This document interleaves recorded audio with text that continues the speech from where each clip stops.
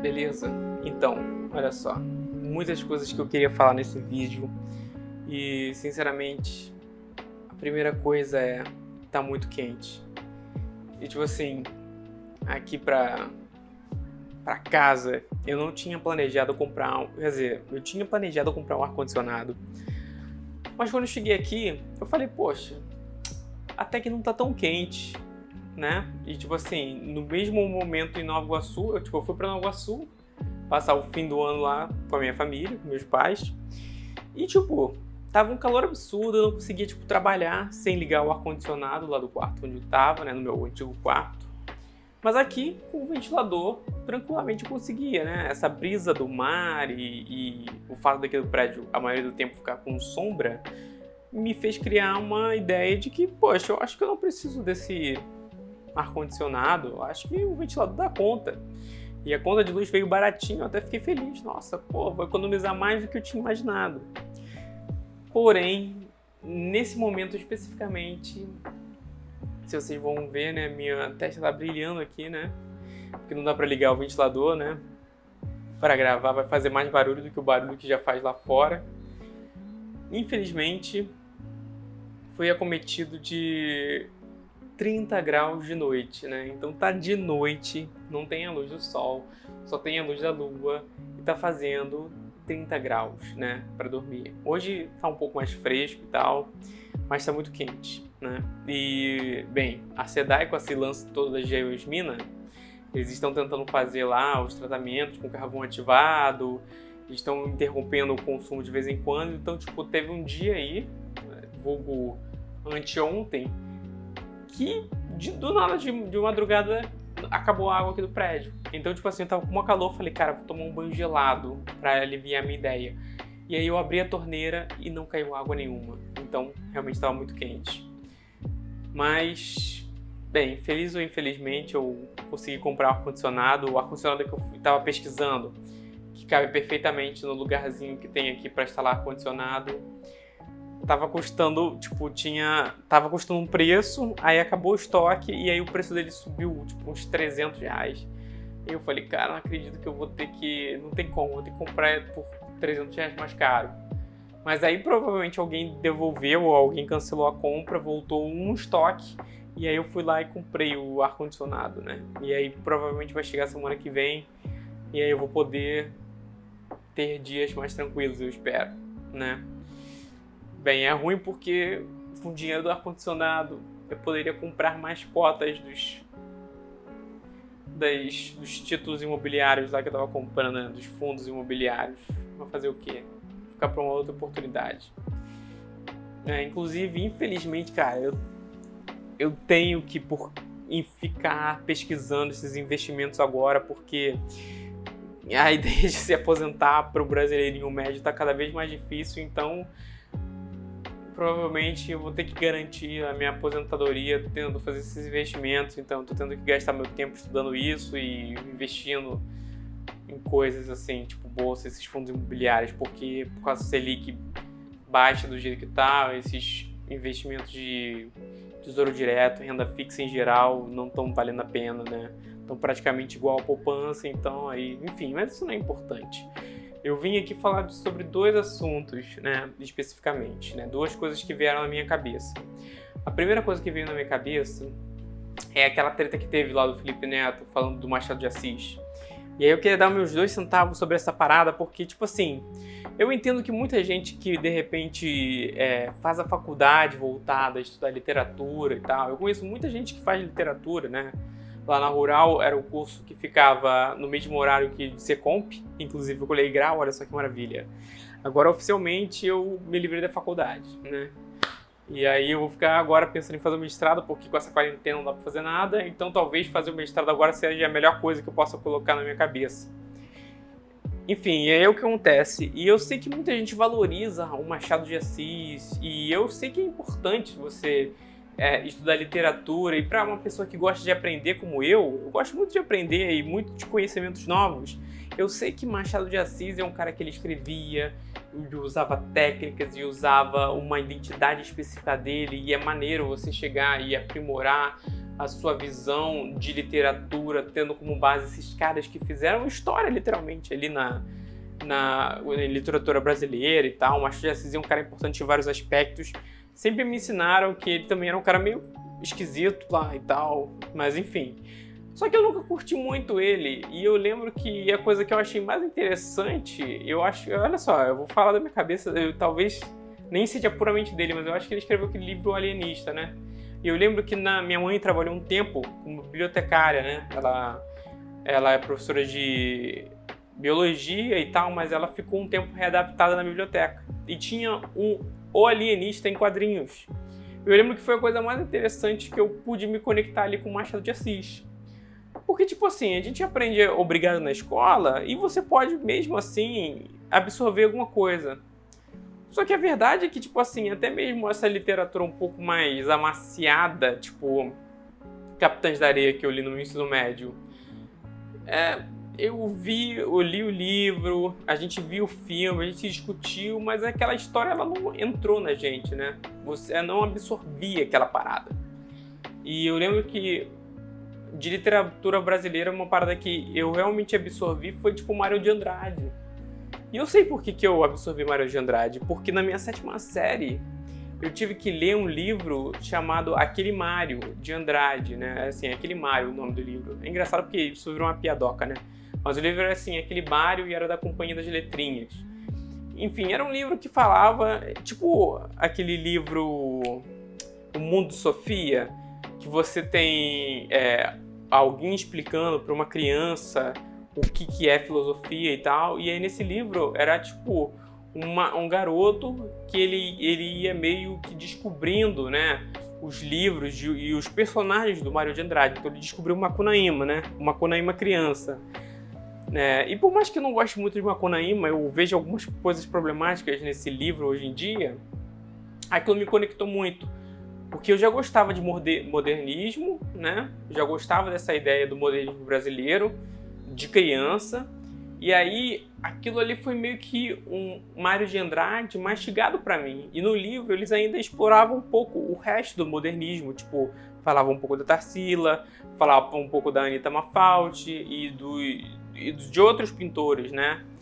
E isso é muito louco, porque nesse livro eu já conhecia algumas pinturas do modernismo, da Tarsila do Amaral, de criança. E eu lembro que esse livro ele explicava melhor o modernismo, e ele mostrava, por exemplo, o Homem de Amarelo, que foi a primeira obra modernista, né, de pintura. E é muito louco porque depois, com eu mais velho, eu pude ver ao vivo, na minha frente, lá no Mar, no Museu de Arte do Rio, eu pude ver o Homem de Amarelo na minha frente, na exposição que teve do modernismo lá. Inclusive, foi a primeira vez que eu consegui ver 2 quadros da Tarsila do Amaral, que eu sou muito fã, assim, porque quando eu era criança, eu fui exposto a isso num projeto Ler é Crescer. Então, lá no meu CA, eu tinha um projeto que era falando sobre isso, né? E esse projeto me estimulou, né, a gostar do modernismo. E foi uma coisa orgânica. Eu peguei o livro, eu achei bonito as pinturas da Tarsila, e isso me fez uma conexão. E aí, mais velho, quando eu fui estudar mais a fundo esse movimento histórico todo, aquelas conexões elas foram se refazendo. E eu fico pensando, cara, é isso que a gente tem que fazer. A gente não tem que só falar, galera, olha só, esse cara aqui é sinistro, Machado de Assis, escreve uma técnica, ele foi importante para uma geração, ele marcou um período literário, e as obras dele são fantásticas. As pessoas nos Estados Unidos estão ali, nossa, comprando as memórias póstumas do Brás Cubas ali, tipo assim, tá fazendo um sucesso porque o cara é sinistro. Sim, é muito bom, mas é importante que a gente chegue e valorize as histórias para as pessoas, né? Eu acho que as histórias, elas que tocam, né? Então, o Machado de Assis, ele era um contador de histórias. Ele usava técnicas, ele marcou a história, sim, mas ele estava contando uma história. Então, no final, se a pessoa leu Alienista e ela não entende a história, ela só entende a técnica, por exemplo, que nem eu com Camões. Eu fiz uma prova e eu escrevi um texto grande lá falando do Camões e falando, nossa, ele era católico, mas ele faz alusão aos deuses gregos e tal, e ao politeísmo, então isso é interessante. Eu lembro disso, eu lembro que ele era católico, mas ele fazia alusão ao politeísmo grego. E aí? E a história do Camões? E o navio, o naufrágio, sei lá, entendeu? É importante os Lusíadas, né? É importante que a gente saiba a história e não só saiba a técnica, não só saiba que foi importante, né? Essa é a minha visão, entendeu? Eu sou o cara das histórias, então eu quero que as pessoas saibam das histórias e se fascinem pelas camadas das histórias, né? É que nem você vê hoje uma série muito genial, Breaking Bad, é uma série maneira, e se você chegar e ver a história dela, é fantástica. E aí depois você vai ver lá que o Vince Gilligan, que ele teve, nossa, genialidade, ele mexeu com as cores. Então você percebe que cada personagem tem uma cor. Aí tem um personagem que a cor dele vai mudando de acordo com que a personalidade dele vai mudando. E essas cores, elas fazem parte lá da teoria das cores e personalidades. E aí você vai vendo as camadas de genialidade que o cara vai colocando ali dentro daquela série. E isso faz com que a obra se transforme. E eu acho isso maneiro. Mas se você for um cara leigo, se você só prestar atenção na história, você vai já chegar e se deliciar com aquilo ali, ó. Caraca, que história bem contada, que plot, caramba, que surpreendente. E aí, à medida que você vai descobrindo as técnicas que o cara foi colocando, ele colocou a rima A, B, B, A, e isso foi inspirado em outro lugar. Ou se você vê, tipo, Dante lá na comédia, na Divina Comédia, caramba, quando ele tá no purgatório lá, caramba, aqueles animais que estão ali no purgatório com ele representam grandes figuras intelectuais do tempo. Aquele ali era um médico famoso, aquele ali era um grande pintor, aquele ali era um grande cientista. Então eles estão representados ali no purgatório como animais, porque isso faz uma alusão X e Y. É maneiro você saber isso, entendeu? Mas depois que você sente a história, depois que você degusta a história. Então esses são os meus 2 centavos aí sobre essa parada. A segunda coisa que eu queria falar que eu tava assistindo um podcast, aquele Vênus Podcast, que é o podcast com mulheres do Flow, né? Inclusive eu gosto muito do Flow não porque eu acho que eles são muito bons, mas porque eles estão com essa proposta de conversar com pessoas aleatórias e diferentes, e eu acho isso tão importante, entendeu? Porque cada dia mais a gente tá vendo essa polarização acontecer no nosso dia a dia, porque as pessoas ficam em bolhas, né? Então, tipo assim, no meu Facebook eu não excluo ninguém, porque por mais que pessoas postem coisas que eu olhe e ache totalmente repugnante, eu entendo que eu tenho que entender, que as pessoas pensam diferente e que se eu me negar a acreditar nisso e se eu me negar a olhar com o olhar do outro, por mais que seja um olhar que pra mim parece absurdo, a gente não vai chegar a lugar nenhum. E o Flow Podcast, por mais bobeiras e bobagens que eles às vezes falem, eu entendo que muitas vezes eles permitem criar esse ambiente onde você pode furar bolha, né? Onde você pode acessar uma bolha que você não estava acostumado a acessar. E aí no Vênus Podcast, que é um podcast do guarda-chuva deles, na verdade nem é no Vênus, é num outro podcast do guarda-chuva deles. É no A Deriva. Era uma entrevista com a Yasmin Yassine, aquela menina que me dá a voz do Google, que eles estavam entrando num papo de quem inventa as coisas, quem foi que pensou nas coisas para criar, como que o celular funciona, a internet. E aí no final dessa discussão que eles estavam tendo de tipo tentar voltar em tudo que tinha acontecido e tinha existido, a Yasmin, ela chegou e falou receitas. Quem inventou as receitas? E eu fiquei pensando sobre isso, né? Sobre receitas e como que receitas são coisas importantíssimas, né? Então hoje a gente tem um método científico, a gente tem a hipótese, a gente chega e faz uma hipótese, propõe uma solução, né, para aquele problema, a gente observa e tudo mais, tudo que envolve o processo científico, que é mais do que isso, mas eu fiquei refletindo sobre justamente o poder da receita. Essa receita de bolo que a gente faz, né? Como isso é interessante, né? Porque a receita, ela tem um princípio científico que é tentar fazer você reproduzir uma coisa que você já fez. Então, se eu tenho um bolo e eu anotei tudo que eu fui fazendo para fazer um bolo ou fazer um pão, eu crio essa receita. E se eu conseguir descrever muito bem os passos que eu levei para fazer o pão, o bolo, né? Eu posso chegar e recriar ele. E isso é um princípio bastante científico, né? É claro que é difícil você reproduzir completamente uma receita que você vê perfeitamente em casa, né? É difícil isso acontecer. Às vezes a gente tenta fazer uma receita que a gente vê lá no Tudo Gostoso em casa e a receita não sai bem, né? Porque existem algumas variáveis diferentes. Tipo, o seu forno, ele pode não esquentar tanto ou ser tão balanceado e tudo mais quanto o forno profissional lá que o cara usou para fazer. De repente você não tinha um ingrediente, tipo, não tinha manteiga, colocou margarina, o gosto ficou um pouco diferente, né? E isso pode acontecer.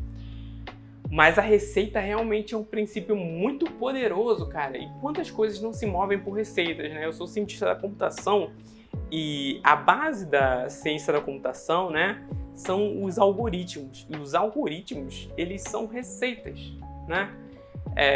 O tanto que quando a gente vai começar a aprender, geralmente o pessoal fala, tenta fazer um algoritmo, que é um conjunto de passos para descrever um procedimento, para trocar uma lâmpada, né? E aí, tipo assim, quanto mais preciso você for, mais fácil vai ser de trocar lâmpada. Então você pode falar o seguinte, olha, para trocar uma lâmpada, eu preciso de algumas ferramentas, né? Alguns ingredientes. Eu preciso de uma escada, eu preciso da lâmpada nova e, de repente, eu preciso de uma chave de teste para saber se a lâmpada tá boa ou não. E aí você, no meio da receita, né, você tem, além dos ingredientes, você tem os procedimentos, que seriam as funções. Por exemplo, girar a lâmpada, desatarrachar a lâmpada, ou, por exemplo, colocar no forno, pré-aquecer o forno, isso são funções, né? E eu acho interessante como a gente chega e... Como eu cheguei e falei, caramba, ela falou no podcast, ela falou de tantas coisas, por exemplo, como que a internet funciona, né? Que é uma coisa bem abstrata hoje em dia, para você entender como a internet funciona. E no final de tudo ela falou receitas. E eu falei, caraca, exatamente. Quem cria as receitas? Porque para fazer a internet funcionar, você precisa de certa forma de uma receita, né? Então, por exemplo, você precisa de uma receita para fazer os protocolos funcionarem, né? Existem diversas camadas no que tange ao assunto redes, né? Então a gente chama de camadas OSI. E essas camadas, elas vão da parte mais abstrata, que é a aplicação, de repente, que você está tendo no computador, até a parte mais física, né? Como os bits, os sinais elétricos, eles saem, ou de luz, né? Eles saem do seu computador e eles vão para uma rede, e dessa rede eles vão para o mundo, né? Como que funciona? Como que eu mando uma mensagem daqui nesse computador e ela vai até, sei lá, a Rússia, no computador do meu amigo russo? Né? Isso é muito interessante, você saber sobre protocolos de borda, como que funciona tudo isso, né? E é muito louco. E no final de tudo, isso tudo funciona porque alguém criou receitas, né? Muitas pessoas criaram receitas, né? E aí eu fiquei realmente refletindo sobre isso, cara. Que no final, como tudo funciona, e se você quer que alguma coisa funcione, no final das contas, são receitas. São receitas elegantes e, de repente, complicadas, mas no final das contas, elas não deixam de ser receitas, né? E isso é muito louco, né? Então, é isso pelo vídeo de hoje, que a gente, viaje muito nessas ideias dessas receitas. E é isso. Valeu e fiquem bem.